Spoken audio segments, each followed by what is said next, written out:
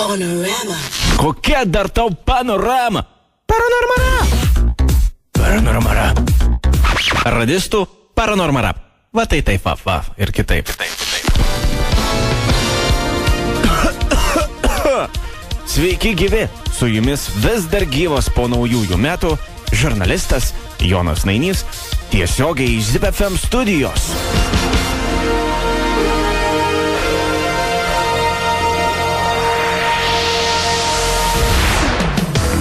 Peržengus 2009 metus Lietuvą užplūdo itin didžiuliai sniego kiekiai. Šiandien Vilniaus mieste sniego danga siekia 0,5 metro aukščio. ZIP FM radio darbuotojai ryte turėjo net atkasti savo darbo vietą, mat patekimas į spaudos rūmus buvo neįmanomas. Viduje likęs apsaugos darbuotojas irgi padaryti nieko negalėjo. Bandžiau šildyti iš vidaus, užkūriau dujinę ir įjungiau mikrobangų krosnelę, kad sniegas ir šaltis atleistų radio lauko duris, pasakojo apsauginis Dyma. Vakare padėtis irgi buvo prasta. Radistai darbus važiavo žymiai ilgiau nei įprasta. Keliai labai slidus, būkite atsargus ir jūs. Rytoj sausio 8-ąją radio stotyje šaukiamas visuotinis darbuotojų susirinkimas. Kaip teigiasi pavaldžia, susirinkimas prasidės lygiai 10:30 min, bet apie pabaigą neskelbiama. Turime aptarti labai daug klausimų, išsiaiškinti bėdas ir pasidžiaugti puikiais 2008 metais, teigia ZIP FM direktorė Gabrielė. Radio stoties didžėjai kol kas nusiteikia optimistiškai ir nesitikė, jog bus etatų mažinimas dėl vyraujančios krizės.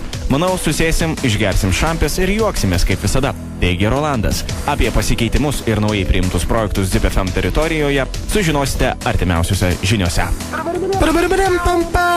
Ir štai, pagaliau ilgai lauktas įvykis ZIP FM pasaulyje.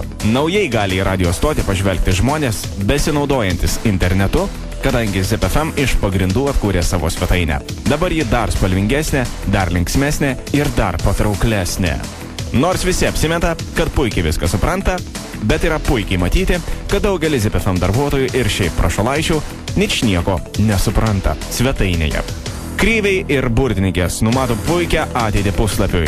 Tai, kad jau dabar drąsiai bėkite ir nieko nebijodami, žvelkite ateičiai į akis. www.zipfm.lt.